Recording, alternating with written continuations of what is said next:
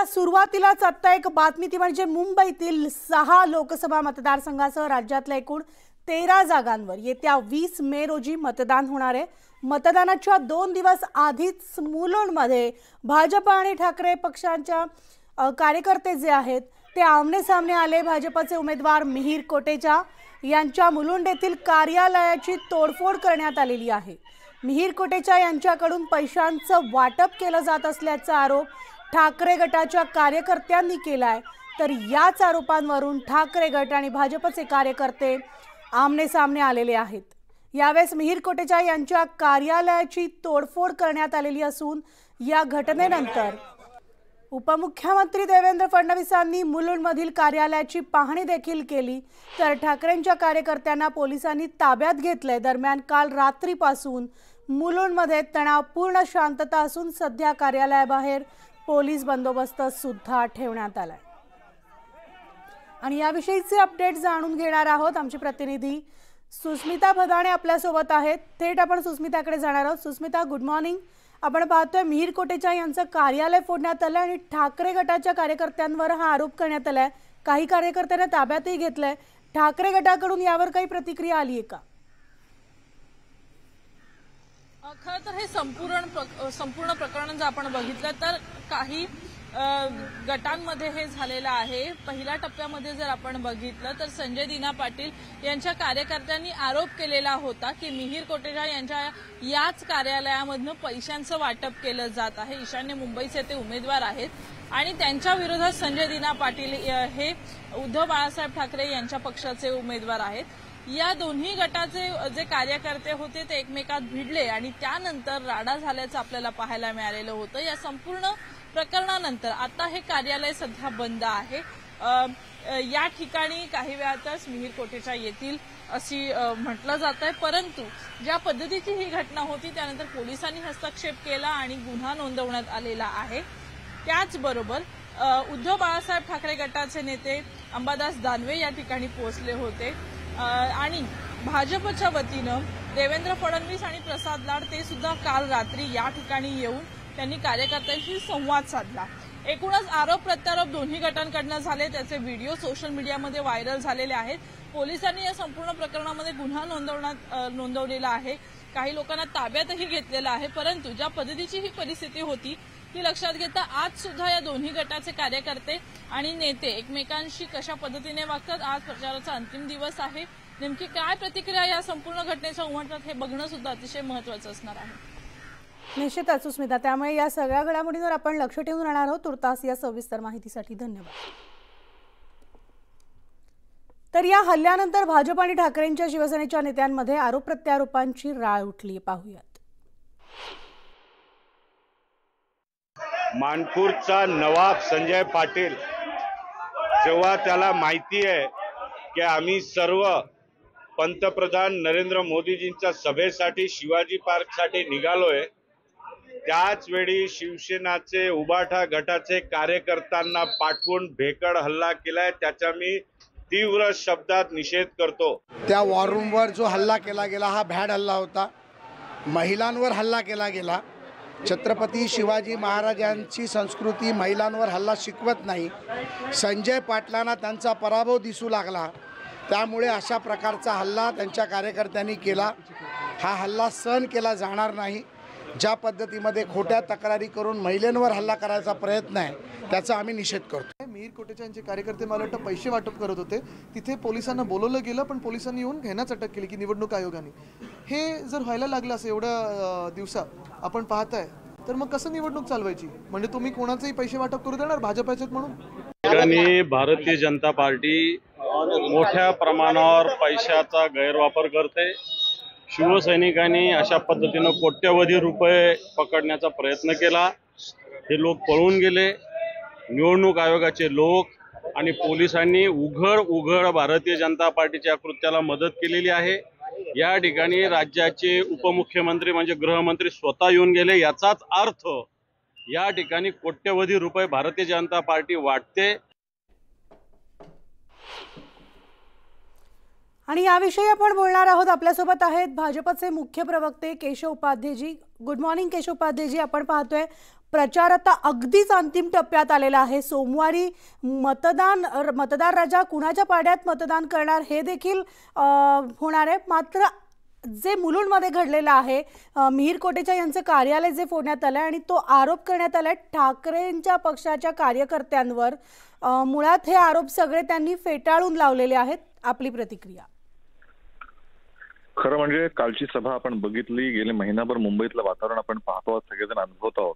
आणि कालची सभा ही सगळ्यावरती एक सगळ्यात मोठा विजयाचा, मुंबईकर कुणाच्या सोबतच हे दाखवणारी, स्पष्ट भूमिका दाखवणारी, मुंबईकरांचा कल दाखवणारी, मुंबईकरांचा निर्धार दाखवणारी कालची माननीय पंतप्रधान मोदींची सभा होती, की ज्यामध्ये मुंबईत काही ठिकाणी महायुतीचे उमेदवार विजयी होतील.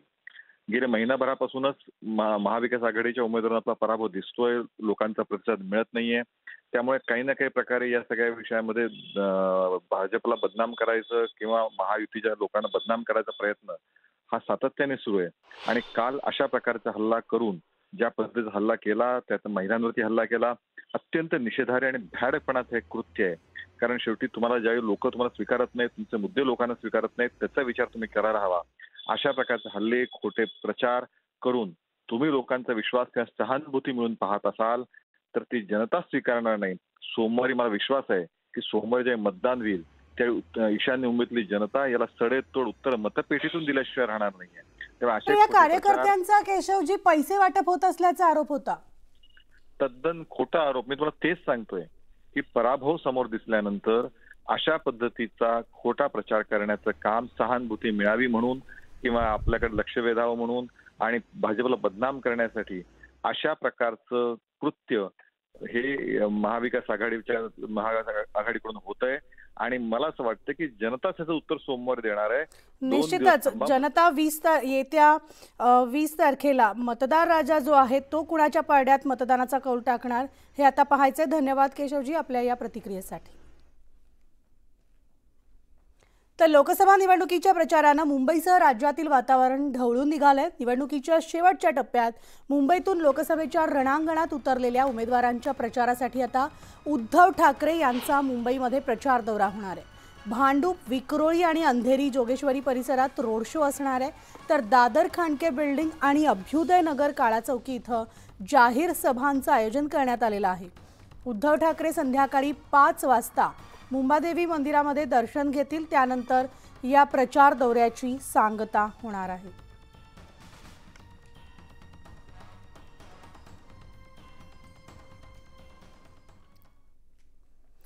महायुतीच्या मुंबईमध्ये झालेल्या जाहीर सभेमधून पंतप्रधान नरेंद्र मोदींनी विरोधकांचा चांगला समाचार घेतला.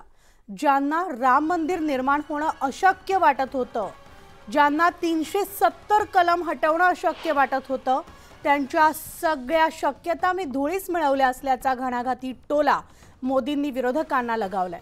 काँग्रेसनं देशाची 5 दशकं वाया घालवली असा थेट घणाघात मोदींनी केलाय. मात्र आम्ही गेल्या 10 वर्षात देशाला 5व्या क्रमांकावर घेऊन गेलोय आणि येत्या काळात भारत हा जगातील 3री अर्थव्यवस्था असणार आहे असा विश्वास देखील नरेंद्र मोदी यांनी व्यक्त केलाय. यावेळेस बोलताना त्यांनी विरोधकांचा चांगला समाचारही घेतलाय. काँग्रेस 60 वर्ष गरिबी हटवतच राहिले, त्यांच्या हातात देश असुरक्षित होता, मात्र आता आमच्या हातात देश सुरक्षित आहे. आम्ही देश सुरक्षित केलाय. तुम्ही मोदींचे हात बळकट करा असं आवाहन मोदींनी जनतेला केलंय.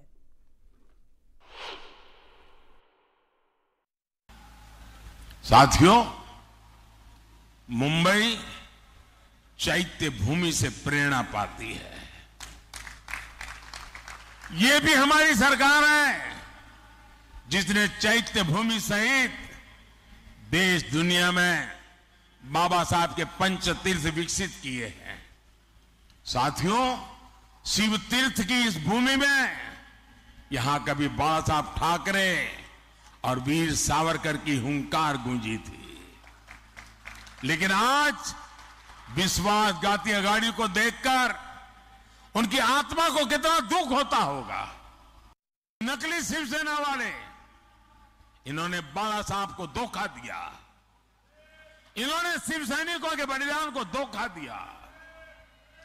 सत्ता के लिए ये राम मंदिर को गाली देने वालों के साथ चले गए.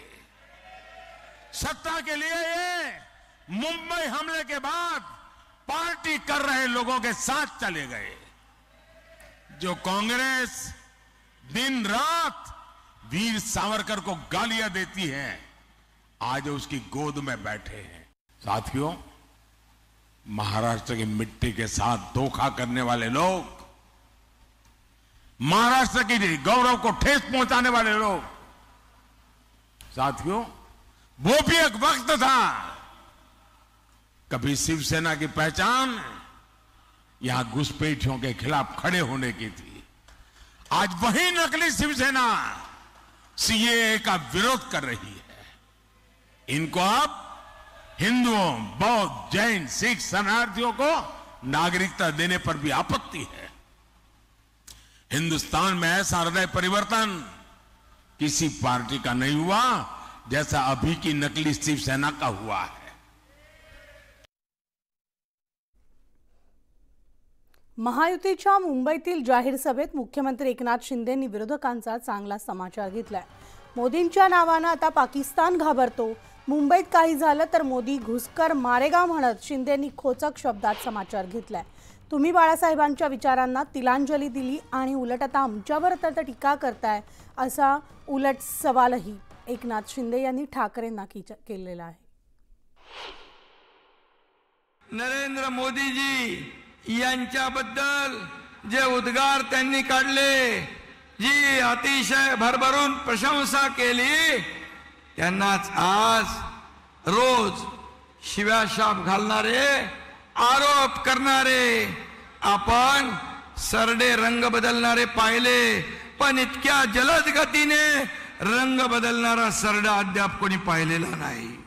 मोदीजी म्हणाले नकली शिवसेना, बरोबर आहे, तुमच्याकडे शिवसेनेचे विचार नाहीत, शिवसेना नाही, बाळासाहेबांचे विचार नाही, धनुष्यबाण नाही, फक्त रोज शिव्याशाप देणं, आरोप करणं एवढंच आहे।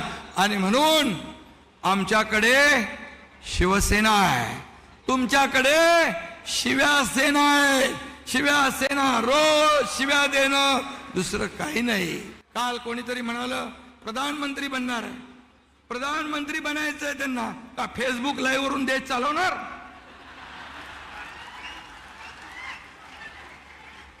घरात बसून देश चालवणार? अरे कोविड मध्ये पण कोमट पाणी प्या आणि घरात बसा, दादा बरोबर आहे। काँग्रेसला असं अभिमानाने उभाटा निर्लज्जपणे सांगू लागलेत, आणि खरं म्हणजे हे तुम्हाला चालेल? आणि म्हणून बाळासाहेबांचं नाव घेण्याचा नैतिक अधिकार आहे। तर महायुतीच्या शिवाजी पार्कवरील सभेत उपमुख्यमंत्री देवेंद्र फडणवीसांनी उद्धव ठाकरेंवर जोरदार हल्लाबोल केलाय।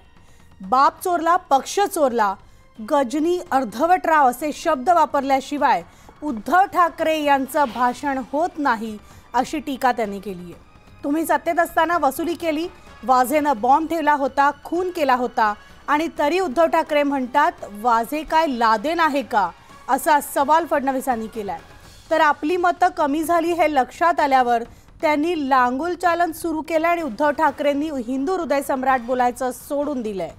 जनाब नावांपुढे लावलं जातं। उद्धव ठाकरेंच्या सभेत टिपू सुलतानचे नारे लागतात, तर त्यांच्या रॅलीत पाकिस्तानचे झेंडे फडकवले जात आहेत। ठाकरेंच्या रॅलीमध्ये मुंबई बॉम्बस्फोटाचा आरोपी स्टार प्रचारक असून पाकिस्तानचे झेंडे फडकवले जात असल्याचा घणाघात फडणवीसांनी केलाय। इंडिया आघाडीची बैठक या ठिकाणी झाली।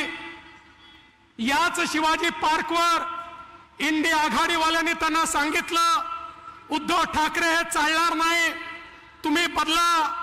आणि त्या दिवशीपासनं उद्धव ठाकरेंनी माझ्या तमाम हिंदू बांधवांना हे म्हणणं सोडून दिलं, तुमचेच लोक, तुमचेच पोलीस जर या ठिकाणी बॉम्ब ठेवण्याचं काम करतील, आणि मी सांगितलं होतं त्यावेळी माझ्यावर उद्धवजींचा दबाव होता, उद्धवजी मला देखील म्हणाले की वाझेला परत घ्या. मी म्हटलं घेणार नाही. ते झालंय, त्यांनी वाझेला परत घेतलं. त्या वाझेने तो खून केला. त्याच्यावर उद्धवजींना विचारलं, उद्धवजी म्हणाले वाझे काय लादेन आहे का? उज्ज्वल निकमांना तिकीट दिल्यानंतर हे नालायक काँग्रेसवाले आणि इंडिया आघाडीवाले त्या ठिकाणी म्हणतात उज्ज्वल निकमांनी कसाबचा अपमान केला.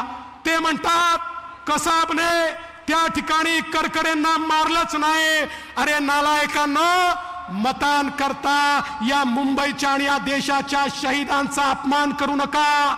मुंबई बॉम्बस्फोटाचा आरोपी त्यांचा स्टार प्रचारक आहे आणि त्याही पेक्षा वाईट असं आहे की त्यांच्या रॅलीमध्ये पाकिस्तानचे झेंडे त्या ठिकाणी लहरवले जातात. बंधू भगिनींनो, पाकिस्तानचा झेंडा लहरवून या ठिकाणी जर मत मागण्याची वेळ आली तर त्याच्यापेक्षा राजकारणातनं निवृत्ती स्वीकारली पाहिजे. आणि यासह बुलेटिनमध्ये एक छोटासा ब्रेक घेऊन लगेचच परतणार आहोत. पाहत राहा न्यूज 18.